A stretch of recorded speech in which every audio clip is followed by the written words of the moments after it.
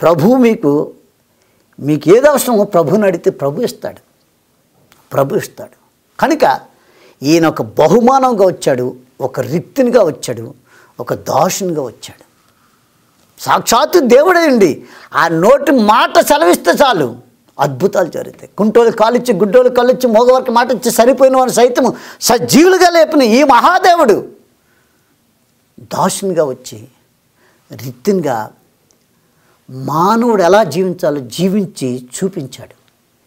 దేవుడు నీకు ఆయుష్ ఆరోగ్యం బహుమానం ఇచ్చాడు కనుక, దేవుడు నీకు ఐశ్వర్యాన్ని ఇచ్చాడు కనుక, నీ ఐశ్వర్యం ద్వారా నేను ఆశ్చర్యపోతాను. ఒక స్టీల్ ప్లాంట్లో ఒక బ్రదరు మరి ఈ క్రిస్టమస్ సందర్భంగా ఒక చర్చ్ కోయగూడలో కొండరెడ్లు ఉన్నటువంటి కొండ దొరలు ఉన్నటువంటి గ్రామం జీడికుప్ప అన్నటువంటి గ్రామానికి వచ్చి ఆ స్థలంలో వాళ్ళ తల్లిదండ్రుల పేరు మీద ఒక గిఫ్ట్ కింద చర్చు నిర్మాణం పునాది నుండి పూర్తయ్యే వరకు కూడా సమస్త డబ్బంతా ఆయన ఇచ్చి ఆయనే కట్టించాడు.